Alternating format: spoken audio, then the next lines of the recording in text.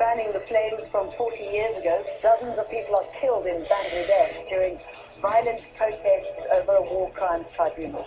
Opposition leaders are sentenced to hang for crimes stemming from the country's bloody war of independence. A burning issue dividing the nation. This is Inside Story.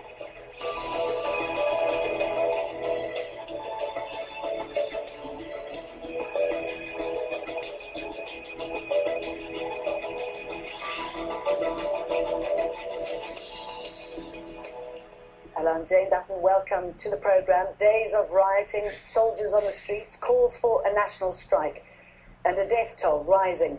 A war crimes tribunal in Bangladesh is stirring painful memories of the country's split from Pakistan back in 1971, of rape and torture, and the murder of anywhere up to 3 million people. It is a dark chapter that has never been fully addressed. Members of the opposition Jamaat-i-Islami are on trial and facing the death sentence. The party had campaigned against independence but denied committing any atrocities. So why is this trial taking place now? And what are the motives for trying to right the historical wrongs? For Inside Story, Jane Ferguson reports. Bangladesh's 1971 civil war was the climax of tensions between Bangladeshi nationalists and the Pakistani army. It was 9 months of attacks and guerrilla warfare. Eventually, the Indian army intervened on the side of Bangladeshi nationalists, and the war ended with independence. But by then, atrocities had been committed. Bangladesh says 3 million people were killed. Pakistan puts that number much lower. At the time, the international community had little appetite for intervention. US President Nixon was focused on the Cold War and saw Pakistan as an important ally. Initially a part of Pakistan when it broke away from India in 1947, Bangladesh was known as East Pakistan. Over the 4 decades since the 1971 war, victims of crimes such as mass murder, rape and torture have never had justice. Turbulent politics and military coups always seemed to get in the way. But when the Awami League, headed by Sheikh Hasina, won the 2008 national elections, setting up a war crimes tribunal was a large part of their campaign. Set up in 2010, the tribunal is trying 12 men for crimes against humanity. They are, however, mostly from the Islamic party Jamaat-i-Islami, who are strongly opposed to Hasina's government. So they and their supporters say this is a politically convenient way of getting rid of opposition leaders. The tribunal has been plagued with accusations of foul play and government influence. But the country's opinion is divided. In February, the sentence for Abdul Qadir Mullah was life in prison rather than death, which led to hundreds of thousands of people to protest in the capital demanding he be hanged. But last week's announcement of a death sentence for the next accused Jamaat leader has been chaos. Strikes, protests and violence continue to shake Bangladesh as supporters of those accused voice their anger. More sentences will be announced, and whatever they are, they will draw strong reactions from one side, if not the other. Addressing Bangladesh's past struggle for independence appears to be shaking its unity now. Jane Ferguson for Inside Story.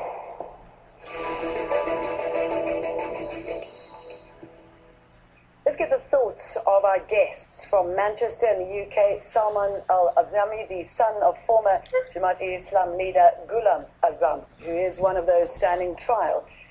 In our London studios, Tridib Den, co-chairman of the Bangabandhu Lawyers Council. That's a group named after the first president of Bangladesh and head of the Awami League and father of the current Prime Minister. Welcome to both of you, gentlemen. Salman, let me start off with you. Can you update us on the situation on the ground right now, what it is that you are hearing about the rising violence? Thank you for having me, Al-Jazeera. My concern and my heart is bleeding with the situation in Bangladesh, what is happening now. I think the current Awami League and its allies are bringing the country on the brink of a civil war. And what is happening now is just indiscriminate killing of people protesting. You can't run a democratic government and not let people protest things, and then you fire at them and killing people indiscriminately. So I'm really concerned with what's happening in Bangladesh.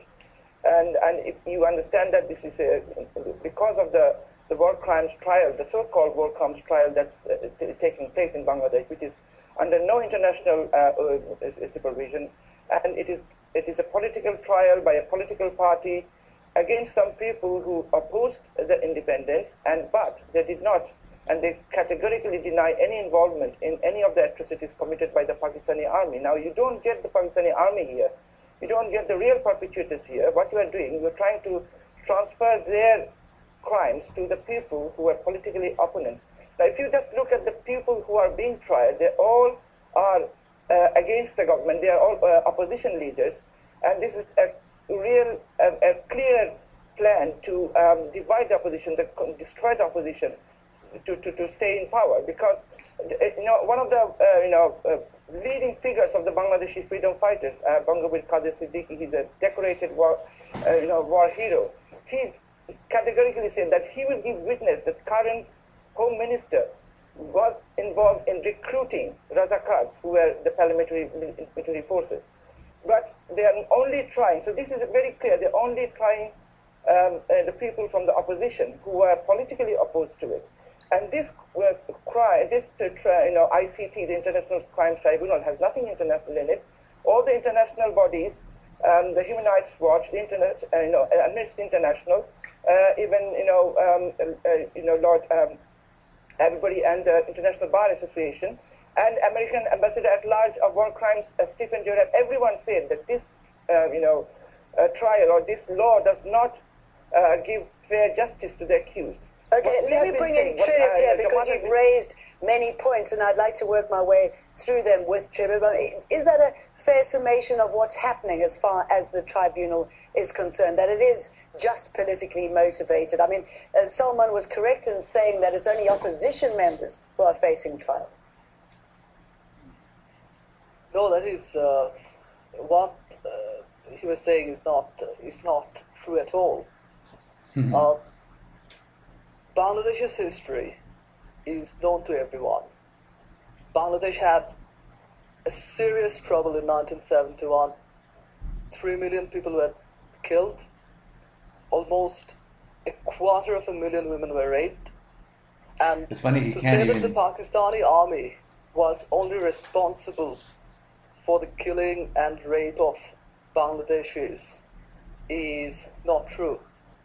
There were local collaborators, and some of the collaborators who are standing on trial at the moment, they have history of standing against Bangladeshis who fought against the Pakistanis for their independence. But there are members too in the ruling party who have been accused of committing crimes against their own. Why don't they stand trial? It's nothing but a fabrication that these people were involved in crime against humanity in 1971. It is a ploy to change people's attitude. It's a ploy to divert people's attention from what is happening in Bangladesh, or what happened in Bangladesh rather. It's all a political ploy. People of Bangladesh want war criminals to be tried. Now, whatever judgment, whatever verdict the International Crimes Tribunal gives, that is entirely a legal process. That is entirely up to the tribunal. To create chaos in the country in the name of politics is a very sinister move. It's a divisive move. It's so divisive, and as you can imagine, excuse me jumping in here, we've had incredible response to the story before we started recording this show on Facebook, and let me just talk you through what some of the people have said. Yawar Syed says they're trying to secure a better future for their country, but heavy Indian involvement in the verdict should be a matter of serious concern. Esarid Kamal Khan says skeletons should have been kept in the cupboard. It's not justice, it is revenge. This from Samir Ahmed. It is very unfortunate that people are being punished on false charges by an illegal tribunal, because at some point in history they had opposed division of a Muslim country. But Maya Kamat is adamant the wrongs have to be set right. Timing does not matter. It's a blot on the history of Bangladesh. And hardline radicals have to be hauled up. War criminals have to be punished. Salman, I mean, they make good points there. And let's pick up the bit about war criminals have to be punished. The country needs justice to move on, doesn't it? Absolutely. They need justice. The victims and the families of 1971 war needs justice. And that has to be done through a fair trial. Otherwise, it will be travesty of justice. It will be just unfair to them. Now, if you see what's happening, this ICT. Now, your other interviewee has been saying that this is a court, and the court should go through the normal process. Yes, of course I understand. But first of all, this court has to be fair. Secondly, the court did give a verdict on the 5th of February and gave life sentence to one of the accused. Now, what happened after that? The pro-government people started demonstrating and saying that, no, we want only hang. Now, in that situation, we want only these people to be hanged. Now, this is not a trial. You are calling for people to be hanged without following the proper. No, please, for God's sake, let us have some honesty. People who have come out on the street, they have come out of their sheer love for Bangladesh. They have come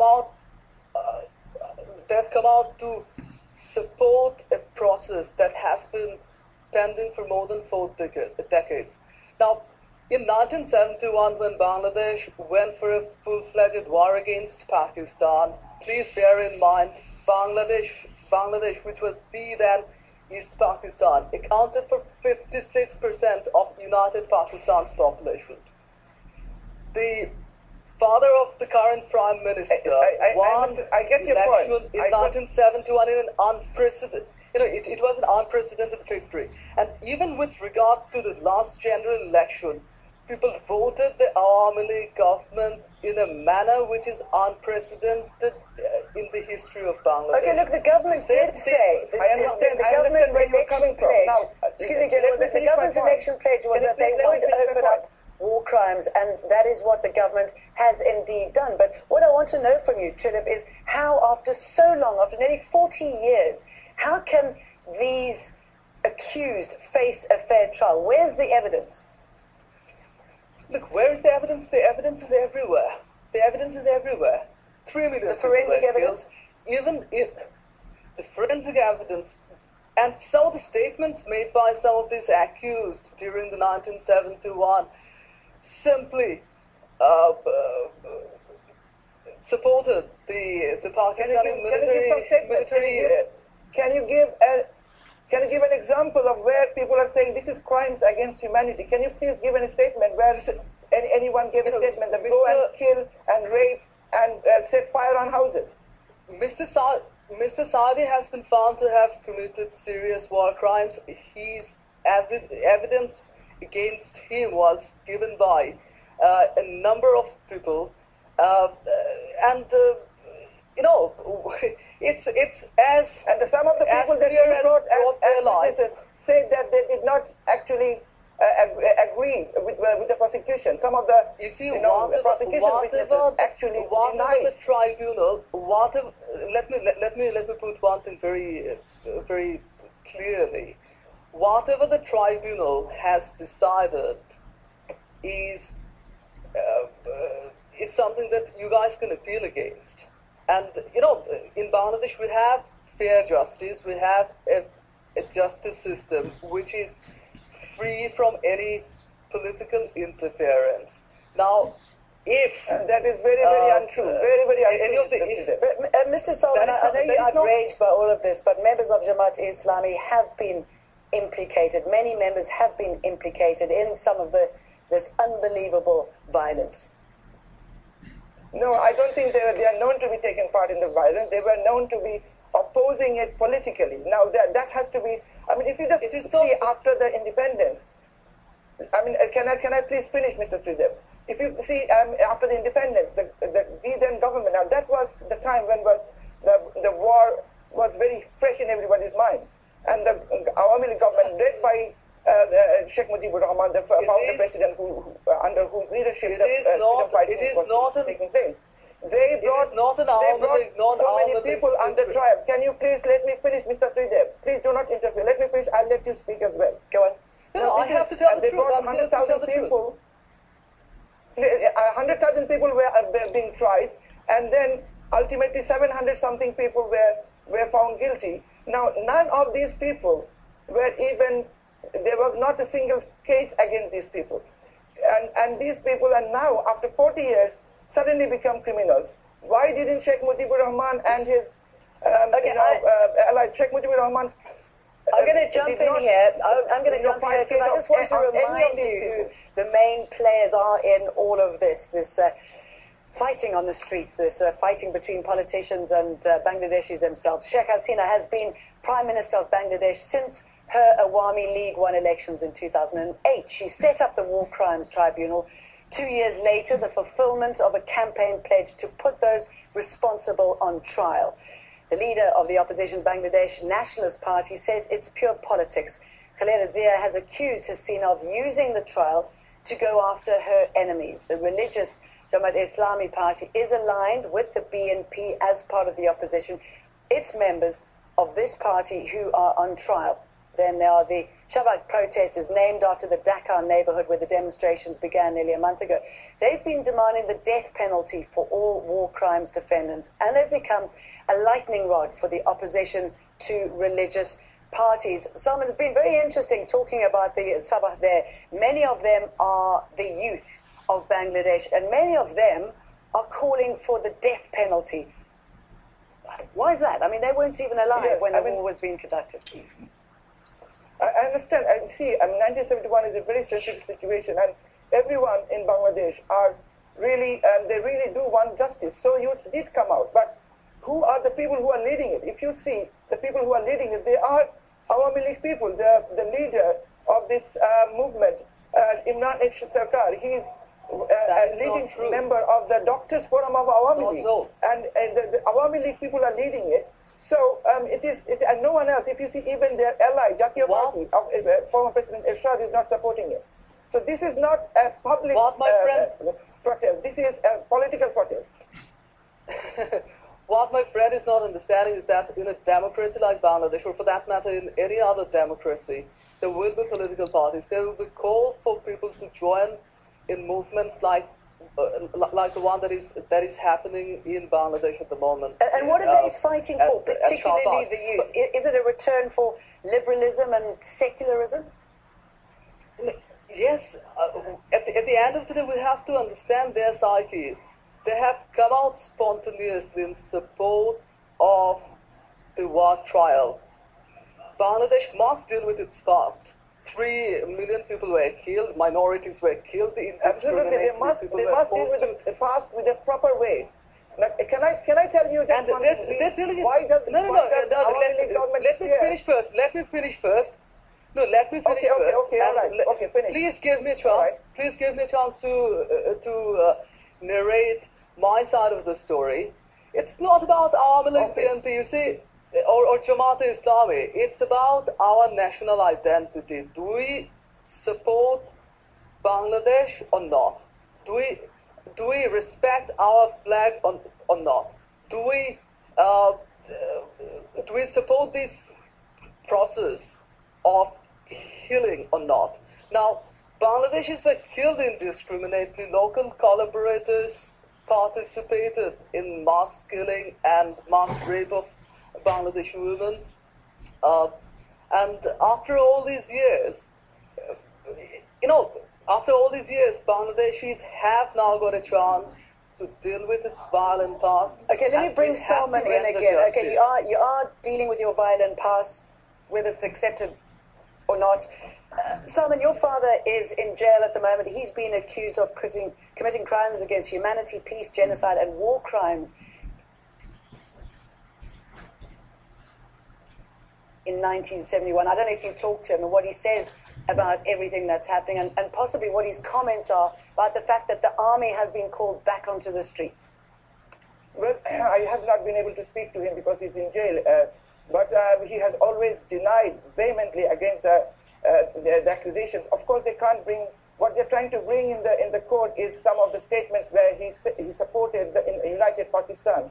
And they're trying to put him in as the command responsibility, whereas he didn't hold a single position of any of the paramilitary forces, any government position in East Pakistan, and it's completely political, and they're just trying to commit judicial murder to this. Now, let me tell you one thing very clearly. We have been calling for international criminals court to take authority of this court. Why is the Bangladesh government afraid of it? Why don't they, if they think that these people I think we have covered that point. What I would like to speak to you about is what's happened on the streets of Bangladesh today. The fact that the army has been called onto the streets for the first time in about 30 years. I mean, what do you make of that? Is the civilian government going to be concerned about that? No, you see, if people have come out on the street spontaneously to show their solidarity to those brave sons and daughters of the soil who I'm talking about the army. Why is the army being brought in? I mean, you have a country that has a history of coups, aren't you worried? Are being, yes, we are. We're worried in the sense that we don't want a situation to deteriorate or any further. But please try to understand the situation that is on the ground zero at the moment. Law enforcement agencies, particularly the police, are coming under serious threats from some Jamaat hooligans. Even yesterday, members belonging to the Awami League were killed. Police are coming under attack. So in these circumstances, we need to make sure that there is law and order in the country. Yes, and in fact, human rights groups are accusing both sides of violence. Now, the strikes in Bangladesh come at a time of growing labor unrest. In April last year, a labor rights activist campaigning for better conditions and higher wages was found tortured and killed. In June, tens of thousands of garment workers walked out. A week of protests led to the closing of hundreds of factories. And the plight of workers was highlighted in November when more than 100 died in a garment factory. Salman, this is really coming at a bad time for the country. It is a poor country, but it's no longer the basket case that people used to call it. Yes, of course, it is a developing country, and we have a very good garments industry exporting goods all over the world. And now what you see that this government has failed miserably in many places. The governance has been miserable. You see the Hallmark, the Destiny, the Padma Bridge, all these scandals, the government, and of course the opposition have been calling for the neutral caretaker government to be implemented for the next general election. The government wants to divert the situation and just bring something which has no present relevance. Of course, it has a very important sentimental. Let me finish, please. It has a very important sentimental feelings for the Bangladeshis, and I do want these war criminals, real war criminals, to be punished. But that cannot be done by a political government. See, just recently, because after the Shahbag protest, the Prime Minister changes the law and then tells in the court, tells to the court in the parliament that the court judges should listen to the public sentiment. Now, is this the way the court functions? Should the court listen to the public or listen to the law? Now, this is what's happening. The court has lost all its legitimacy, and we want these trials to be taken in an impartial manner, and then we'll see who is guilty. No problem. You see, I suppose what that's raising is, and if we had more time, is the question of why the country is so divided after 40 years of independence. Thank you so much to both of my very passionate guests for talking to us. From Manchester, Salman Al-Azami, and from London, Tridib Den. And for you not watching the show, don't forget that you can find this program and many more by logging onto our website. That's Al-Jazeera.com. Why not leave us your comments there as well? Thanks very much for watching Inside Story. Goodbye for now.